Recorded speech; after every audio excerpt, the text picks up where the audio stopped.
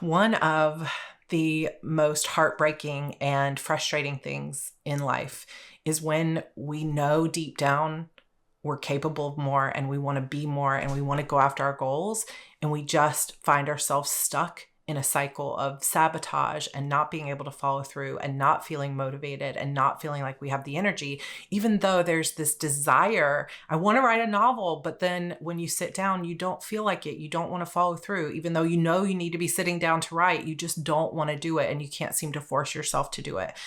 That is exactly where I found myself back in probably 2013 through 2016 or so.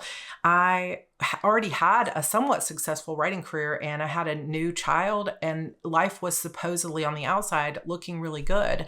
But I just hit a wall where I could no longer even force myself to follow through with my goals. And I found myself in this pattern where I would get motivated, make a perfect plan. If I could just follow through with this, I can see my dreams come true. And then I would make it a week or two into that plan and everything would fall apart. And I just couldn't force myself to follow through. I couldn't show up for the plan. I couldn't get myself motivated. And I didn't fully understand what was going on, but it was heartbreaking for me. And I have been on a journey ever since then, almost 10 years, to get myself out of that cycle and into a place where I am now living my dream life, following through on my goals, and seeing things come to fruition. I am not perfect by any means, and I am always probably going to be a work in progress like we all are, but I feel like I have made a lot of progress on this particular part of my life, and I'm going to share some of that with you. So take what resonates with you, leave the rest. And I hope that you know I'm always going to be cheering for you, because I understand what it feels like to want more and to feel like I'm incapable of doing it. So if you felt that way, you are not alone. And let's get started on today's video.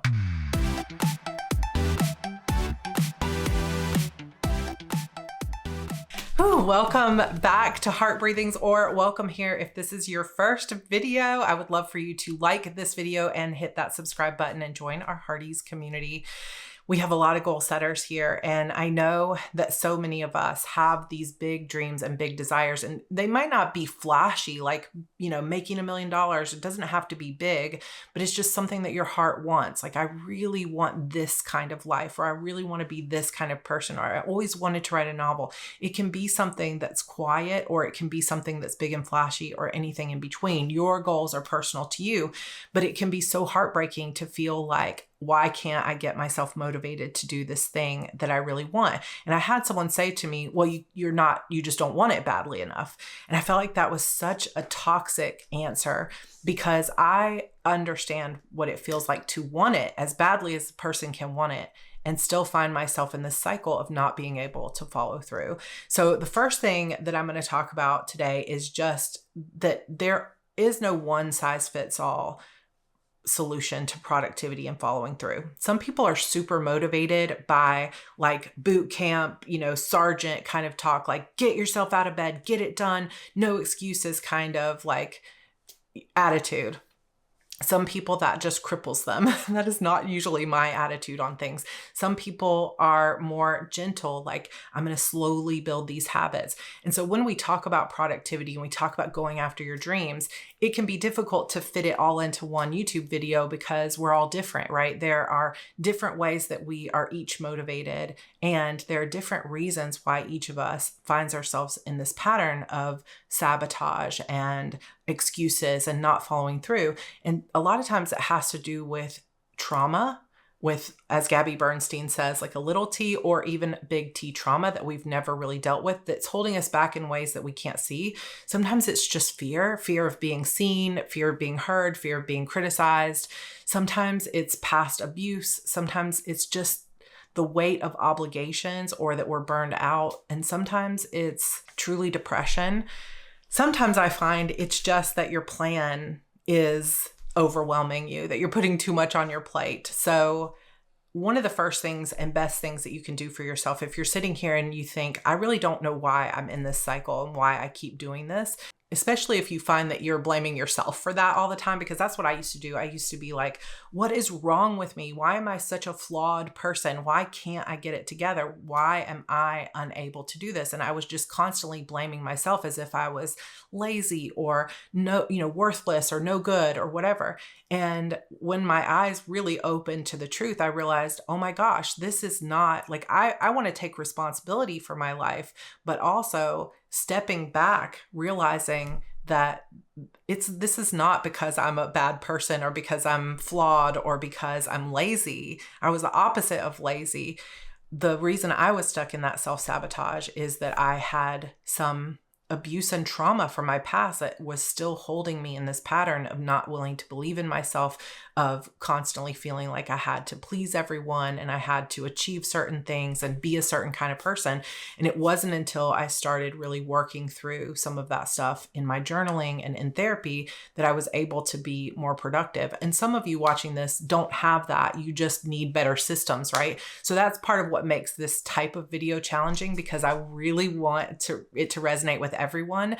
But one of the best places, if you've been struggling with this and you feel, as I'm talking about it, that yes, I am afraid. Yes, I do have something that is undiscovered that's holding me back. One of the best things you can do is just pull out a notebook. So we do notebook challenges here on this channel all the time, and I love notebooks. So pull out a notebook. If you don't like writing by hand, do it on your computer or talk it out on a notes app or something on your phone. But do some journaling in whatever way you want about exploring this. Ask yourself these questions like, why do I not feel I deserve to go after my goals? Why do I keep sabotaging? How do I feel about this goal? And is there something that's happened in my past that makes me afraid of being seen or being heard or achieving this goal in some way? Do I feel like I'm capable of achieving this goal? And sometimes when you ask yourself that, you're going to find that some part of you, even though you want to achieve big goals, thinks you can't do it, that someone told you you're not smart enough or you aren't going to ever be able to follow through. Or maybe you're the one who tells yourself, I've tried this so many times and I just can't follow through. And that voice just keeps resonating and running on repeat in the back of your mind. So when it comes to productivity, somebody can give you all the life hacks and things like that you want, but to really truly get out of a cycle of self-sabotage, you have to be willing to also do that inner work of saying, what is it that's really holding me back on an emotional level? And then you can start to move forward. So I won't address that anymore here, but start some journaling and see if that can get you into a place where you're ready to hear these next 5 tips. So next, I'm going to give you 5 quick tips for things that can help you get into motion and start following through with your plan in a way you might never have done before. So the first is to get clear on what you want. And I pretty much start every course that I teach, everything that I talk about starts with this because it is so incredibly important. And when I say know and get clear on what you want, I don't mean you have to know every detail of what your big dreams are for the rest of your life. It doesn't have to be a lifetime, big, flashy goals. It could just be, what is it you want to create? It could be, what's the goal that you want to achieve, and getting really clear on that. And it can be just something you want to do in this next month. It could be something that you don't have a timeline on, but it's just something you've always wanted to do and you keep sabotaging. Or if you're a future thinking like I am, you might be like, yeah, it is something I want to get as detailed about that long-term future as possible. But again, I'm going to give you lots of examples because every person watching this, you're an individual and your desires, your hangups, your trauma, your vision, and how you work and what works for your brain is going to be different. And so take kind of what I'm saying and translate it into your own life. So it could be just a goal or getting clear on what you want just for the next month. Because when we don't know for sure what we want and our goal for our life or our vision for our life is just like, I don't know, I kind of want to do something, but I just don't know what, it just doesn't give us that like target that we're trying to hit.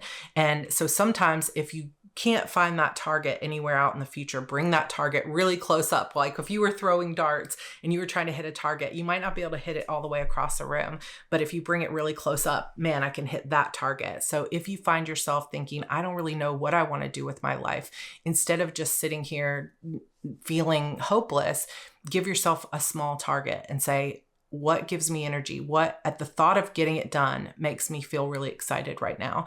It could be setting up an office. It could be writing my first short story. It could be learning the guitar. It could be anything, but find a short-term target for yourself that gives you energy and excitement.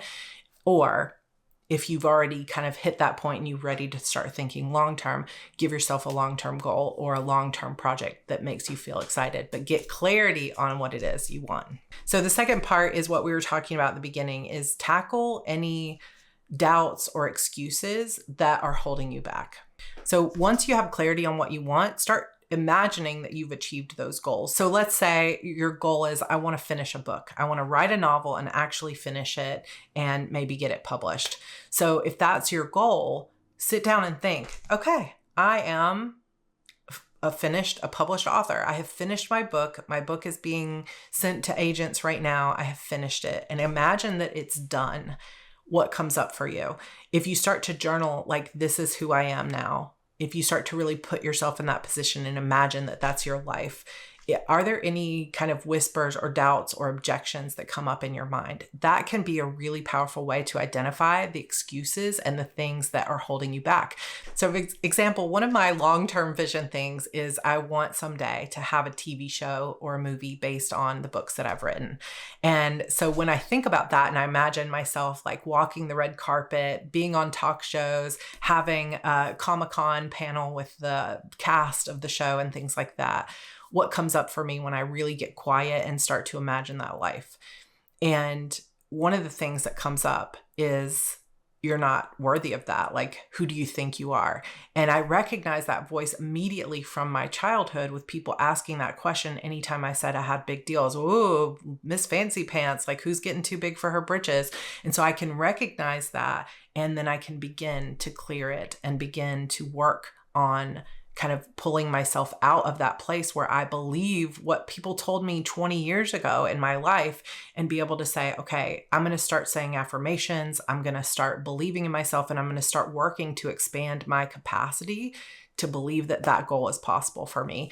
And that can come in any number of ways. It can come through therapy. It can come through just talking it out. It can come through modalities like EMDR or emotional freedom technique, where you tap on your body. There's lots of different ways that you can work through those beliefs and those fears and those other things. Affirmations, like I said, is a good one. Just take a sticky note that says, I am a TV writer, or something like that. I will walk the red carpet someday for my TV show, and put it on your mirror and say affirmations. I deserve this. I can do this. I believe in myself. And start kind of, like I said, expanding that capacity for belief and acceptance that this could someday be your life. Because a lot of times when we find ourselves in this constant battle against self-sabotage and not following through, it's because we're hitting an invisible wall of what we believe we're capable of. And the only way that wall is coming down is with intentional work to keep chipping away at it. So tip number 3 is one we talk about a lot here on this channel. So if this resonates with you, definitely make sure you're subscribed. And I recommend checking out my Kanban board playlist down below, which is to create an achievable plan. So a lot of times when we have these big goals, or we know we want to accomplish something, even something like write a book or learn the guitar or whatever, it can just feel really big. And it isn't until we start to break it down into small achievable parts that we start to believe that we can do it. Sometimes we just need that direction, because this gap across, from where we are now to where we want to be might feel so huge. It's like, I can't even see the path from who I am to writing a TV show. Like, I can't even figure out what those steps look like.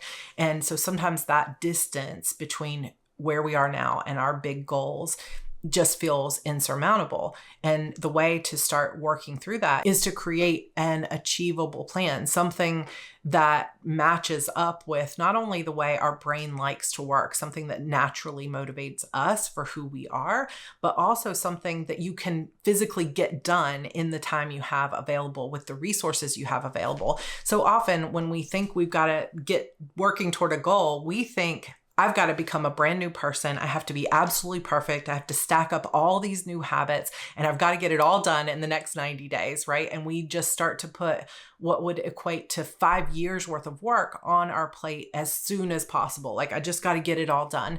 And so what we end up doing is we start this project, we start this project, we start this project, and we're working in a lot of different things. And then we start to feel exhausted because nothing's actually getting done. We're just busy all the time. And for those of you that have full-time jobs and you come home and your energy is already depleted by that job, and you may have a limited period of time, especially if you have other obligations at home like kids or aging parents or other things like that, it can be really difficult because you might just have small windows of time. And having a plan where you're just expecting yourself to move mountains in that 1 hour a day of side hustle work is just demoralizing and exhausting, and it doesn't actually lead to any outcomes or results. And so you find yourself maybe year after year working as hard as you can and not seeing, like, having nothing to show for it. And that in and of itself will begin to build negative momentum, because it's like, gosh, how can I be this busy and working all the time and never seeing a result? And so creating an achievable plan means getting clear on what you want, but also getting very clear on the amount of time you have. Sometimes we don't want to look at that because we are scared to admit how little time we actually have to work on our goals. And some of you, it's the opposite problem. You have so much time to work on your goals, but you have no idea what to do with that time. And it just feels very nebulous. Like, I don't know, I guess I'll write an email, right? So when we start to get really clear about, this is the amount of time I have, this is the exact goal I want to achieve, and make it really like something you can achieve in the next 90 days. And then you compare the two. You say, okay, here's the thing I want to get done. Here's the amount of time I have. How much of that project and what are the exact steps I estimate I can get done in that amount of time? So let me show you an example of kind of how this looks when it comes to the math. So a lot of times what people will say is, I've got 90 days, these next 3 months, I'm going to finish the rough draft of my novel. And let's say they estimate that they need about 60,000 words to finish their book. And they just put that on their plate. And then on top of that, they'll say, and then I need to start marketing, and I need to get a website going, and I need to start my Instagram, and I need to be posting teasers and learn how to make graphics. And they have all these extra things that are going on. And they think my goal is to finish this book. But when you sit down to work on the book, it feels really hard. And so instead you're like, let me work on this website for a minute. But the website doesn't get done because you don't actually have a clear, achievable plan for how much of the website you need to get done. You don't really have a checklist or any way to say which piece of that you're going to do today. And then tomorrow you kind of don't feel like writing again. So you're thinking, well, let me make an Instagram post. And your time gets sucked away often by all these extra things. And then you turn around at the end of 90 days and you say, oh my gosh, I didn't even get hardly any of my book done. What's wrong with me? But if we reverse engineer that and we look at planning in the way that I do in my HB90 class, which by the way, HB90 is open right now, and we go deep into creating an achievable plan that honestly can change your life and has changed the lives of so many people. So come join us. HB90 starts Sunday, March 17th, or if you're watching this some other time after it airs, we open this course every quarter. So join my mailing list down below and make sure you get notified whenever the class opens again, because I promise you, if you've been looking for a solution for, okay, I just want to start to feel motivated, I want to start to feel clear, and then I want to follow through, this is such a great place to start. So the HB90 method way, there's more to it than this, but just to compare those two examples, you would say, I want to finish my rough draft and it's 60,000 words. And then I also, as a second goal, want to start getting my author career set up with a website and all these other things. So you set that and you say, okay, these are the things I want to get done. But then instead of just saying, I'm going to now put all that on my plate, the thing that makes HB90 different is that we also then take a calendar and we look at our schedule and we say, how much time do I have over the next 90 days, realistically, like honestly, to work on those goals, to work on those projects? And what we find inevitably with most people is that once they compare the time they have available to all those tasks and finishing their novel, they realize it was an impossible plan to begin with. They were putting way more on their plate than they could humanly get done in that amount of time. And instead of blaming the plan or being patient and slowing down and getting real work done, they were putting so much on their plate and feeling overwhelmed and then blaming themselves for it, which builds this negative momentum. So if we look at it, just really get clarity on it. What this person might find is that when they evaluate their schedule, we're looking at it in HB90 in terms of 30-minute increments that I call task blocks. So kind of like a Pomodoro method or a sprint method. So we look at your calendar and we might say, okay, here on Mondays, I usually have this 30-minute block. On Tuesdays, I have 3 30-minute blocks. And we look at your schedule to kind of give yourself an average estimate of how many task blocks you have available for your goals in 90 days. And let's say you came up with 100 task blocks to be able to work on your rough draft of your novel. That sounds like a lot. Okay, I got a lot of time. I have 100 task blocks. But then when you actually go and you look at how much can I write on average in one task block, you might find that, okay, every task block I write about 300 words. So every 30 minutes I can write 300 words. Well, 300 words times 100 task blocks is 30,000 words. So on your best day with your best average, you're capable of 30,000 words in those 100 task blocks. But when you didn't have clarity on that time comparison to the actual estimate of what you were trying to get done, you put 60,000 words on your schedule, right? That's double. And I guarantee you that when you go through this method and you start to look at your time in this way, you're going to start to have massive clarity over just how much you're expecting out of yourself, like superhuman levels of expectations. And then you'll start to understand, oh, there's nothing wrong with me. I just am not having a good matchup between what I'm putting on my plate and the amount of time that I have available. And what HB90 helps you do is create an achievable plan where you say, this is the amount of time I have. And so now that I know my limitations, now that I know my boundaries, I'm going to choose to put things on my plate that are the most impactful, that are going to have the biggest impact on my goals. And it's going to be achievable so that even if I have an off day, or even if I don't write 300 words, even if I'm not my very best self every day, I can still achieve this plan and I can still move forward. And what that does is it kind of gives us this breathing room instead of feeling like we have this noose around our neck where we're just always behind, always overwhelmed. It gives us this freedom to say, okay, this is achievable for me. And for a lot of people, that alone, where you know you can do it and you feel like that you're empowered by it and you're in control of it, rather than like, I can't do this, this is so overwhelming. That alone is enough to start motivating you to actually follow through. Because part of the reason you might not be following through right now is just that you're putting way too much on your plate. This can also be an emotional thing, because once you realize I can't actually do all these thousands of things I was planning to do, there can be a mourning period where you say, this is really hard and I just want to be able to do it all. And that is one of the challenges of living in this like internet connected world where we see nothing but opportunity and possibility all around us.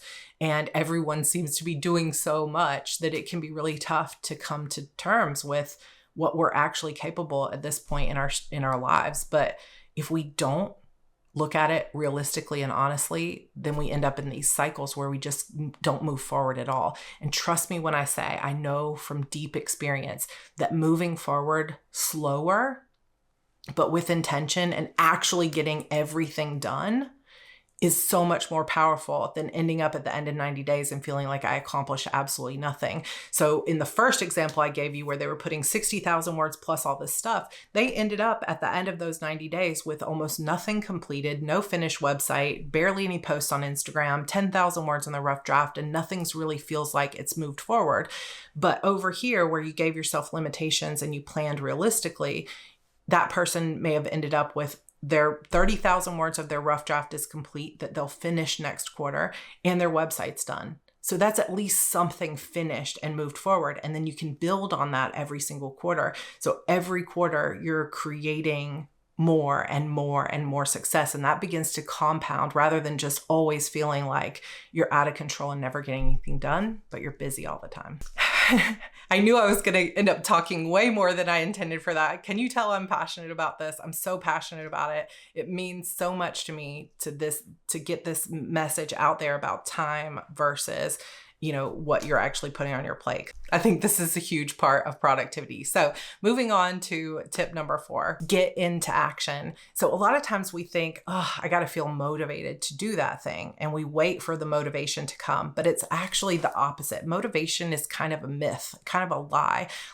Motivation isn't just something intrinsic that we just are like, oh, I'm either a motivated person or not. And like waking up in the morning and feeling super motivated. Like there is such a thing as discipline, which some of us respond to more than others. Some people really work well with discipline and routines and some people don't. So part of this key of getting into action is just knowing yourself and saying, okay, this is how I best work. I need routines, or this is how I best work. I need lots of freedom. And stop listening to anyone who tells you this is the way you have to do it. And instead say, this is who I am. So I'm going to create and tailor a plan that matches up with my personality and the way my brain works and what feels motivating to me. But the other side of this coin is you have to create your own motivation. And sometimes the way you do that is you just take the first step. A lot of times the way that I hack this, and I know many other people do this, is you just say, I don't have to write an entire chapter. I'm just going to sit down and set a timer for 10 minutes and I'm going to write for 10 minutes. And if I don't feel like writing beyond that, I'll be done. Or let's say you wanted to go to the gym.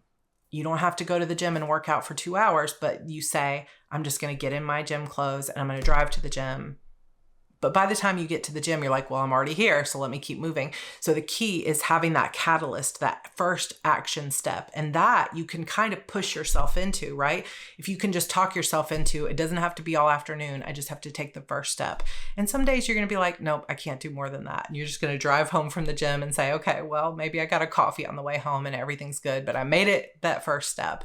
And some days you're going to get out and you're going to work out and you're going to feel so good afterward. Same thing with the writing. You might say, I'm going to sit down. I'm not even going to write my story. I'm just going to sit down and write about whatever's on my mind today. I'm going to write a blog post. I'm going to write just a journal entry, and you start typing for 10 minutes. And then once that 10 minutes is over, you kind of warmed up to it. And it's the same way that like when I wake up in the morning, every day of my life, I wake up tired and it sucks. And I'm not a morning person and I have PCOS and my melatonin's out of whack. And I wake up every morning and just think, I just want to go back to bed.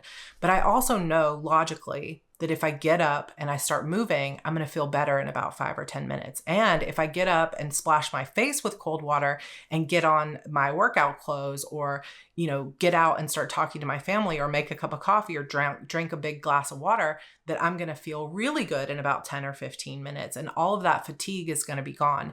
The same thing happens when we sit down to get into action with our work, that we can feel all this resistance and we don't follow through. But if you can come up with some sort of hack or system for yourself, some sort of catalyst or trigger where you say, even if I don't feel like it and I have zero motivation, instead of picking up my phone and scrolling Instagram again, I'm going to just sit down and say 10 minutes and find that thing that works for your brain. It could be any of the following. I'm going to give you some ideas. Building a habit stack. So if you already have some habits like brushing your teeth every morning, like eating breakfast and brushing your teeth every morning, you can say, okay, every time I brush my teeth, I'm also going to pick up my book. I'm going to put my book right here. I'm going to pick up my book and I'm going to read a chapter, because maybe reading more is your goal. Or another thing might be every morning I get up and I go and I brush my teeth. So I'm going to stack on top of that my workout clothes are right there. So as soon as I brush my teeth, I put on my workout clothes. You don't have to have the entire habit stack figured out. You just need that next step. And then later you can say, okay, now that I'm in my workout clothes, I'm going to get on the treadmill, and you build that next piece of it.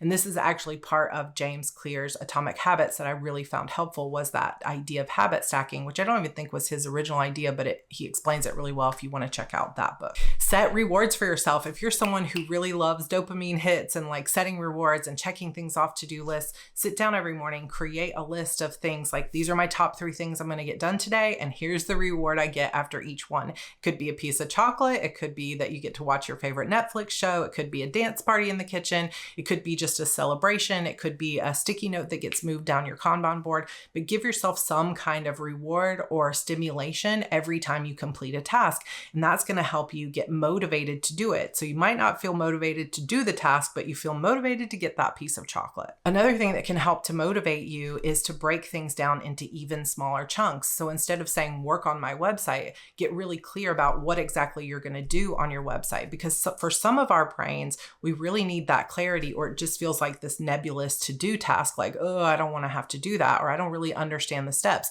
But if you take just a second and you say, I'm going to take this idea of I'm going to work on my website, and you're going to break it down into really small, clear tasks like design a header for this page, research how I add a sidebar over here, download and install this plugin. Like, give yourself the exact tasks, and don't give yourself a list of 50 of them to get done today. Just give yourself a list of what feels accomplishable and achievable in a 30-minute task block. So say, okay, I'm just going to do the banner today. And then as soon as you're done with the banner, you think about, okay, what's tomorrow's task? And you write it down in your planner, and you give yourself something more specific to do, because a lot of times we're sabotaging and we can't find that motivation because we just haven't been clear on the exact step that we have to take, and we just don't want to have to like decide. Another thing that you can do if it helps you is to, when you get up in the morning, list out a couple of low energy tasks and a couple of high energy tasks, and then see how you're feeling throughout the day. If you're high energy and you feel like you're in a hyper focus mode, say, okay,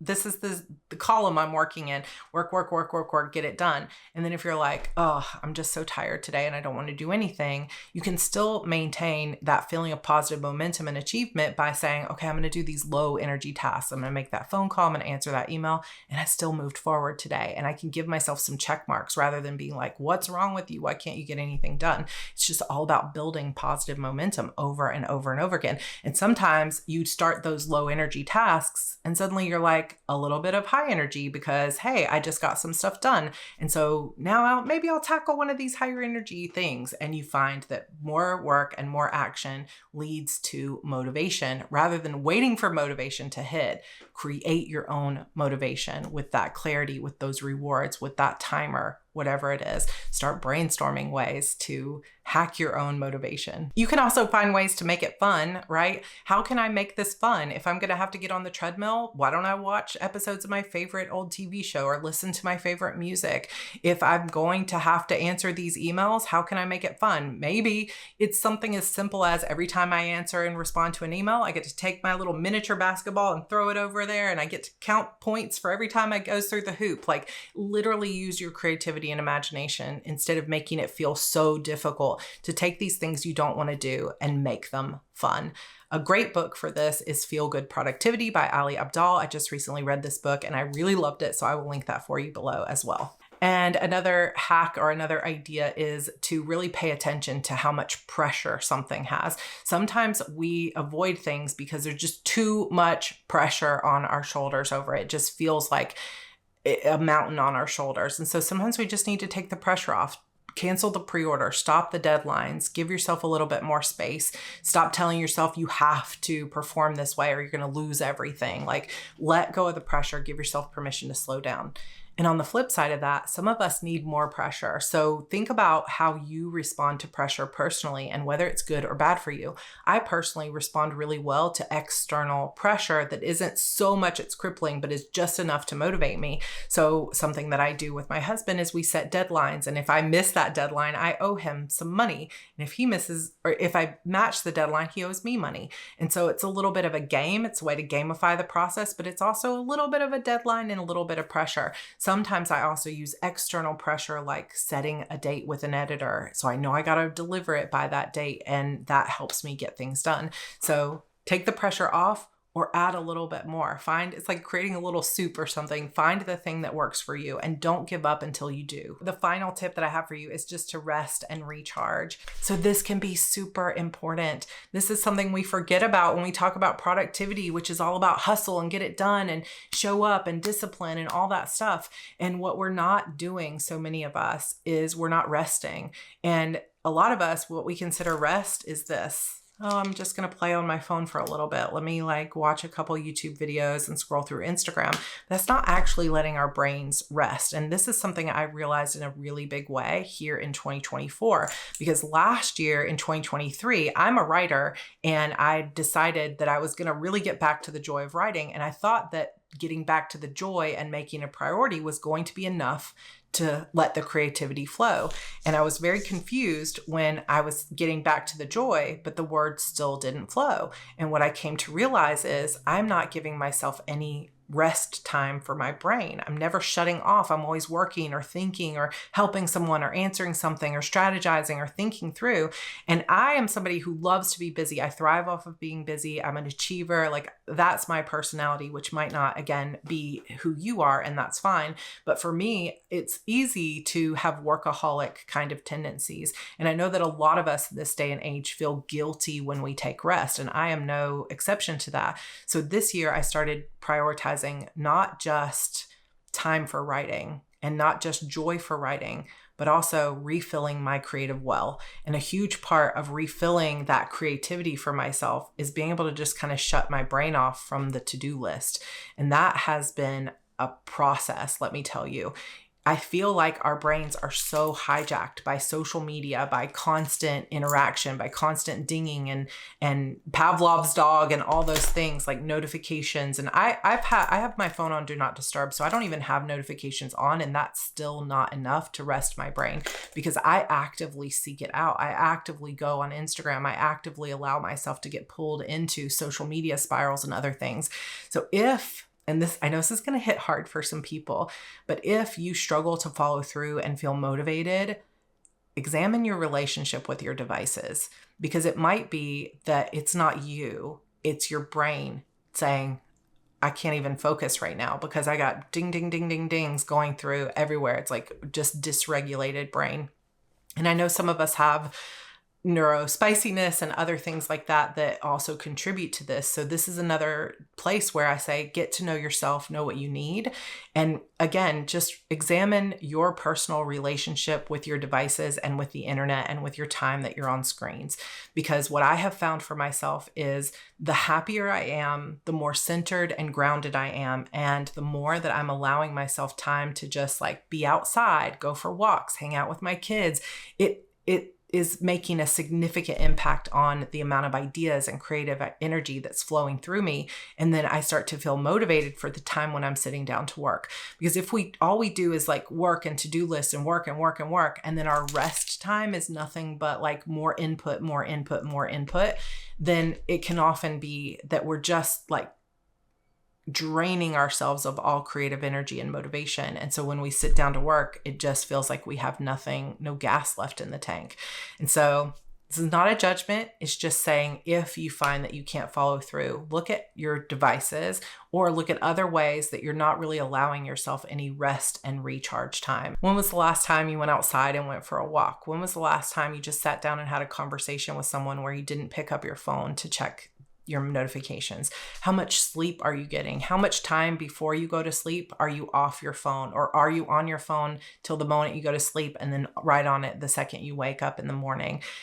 Again, no judgment. It's just, it might be something to look at if you're struggling with follow through and motivation, because I don't know all the science behind it, but I know for myself that the more I'm on that devices and the more that I'm allowing my brain to be hijacked by social media, the less creative I feel. I truly feel that, we are not machines. And I think our brains are just not designed to be attached to and connected to machines all the time. So give yourself a little bit of boundaries, give yourself a little bit of breaks, rest, recharge, celebrate your successes instead of beating yourself up or feeling guilty. And it might be a process. It might take some time to expand that capacity for rest, but don't give up on yourself, because I think it's super important. Okay, another long, juicy video from Sarra today. If you enjoyed this and you know somebody that you really think these tips would resonate with because they're really going through it, I would love for you to share this video with them. Also, hit that like button and subscribe if you're new here. I would love to have you. And come join the HB90 Bootcamp, open right now up until Sunday. This system is truly the way that I pulled myself out of depression, self-sabotage, overwhelm, and burnout into the life that I have now, which again, it's not perfection. There's no like magical key that's just going to turn and immediately you have the perfect life, but it's the way toward actually achieving your goals, seeing things come into reality and feeling balanced and feeling proud of yourself and feeling accomplished and having clarity and being empowered around what you're getting done instead of always feeling like you're behind or you're not worthy or you're never going to get there. And I know it has changed my life. And as of this round, we now have had over 4,000 students go through this class. And I know there's a lot of people whose lives it has changed. If you're one of them, go ahead and leave your story down below if you'd love to share that with somebody else.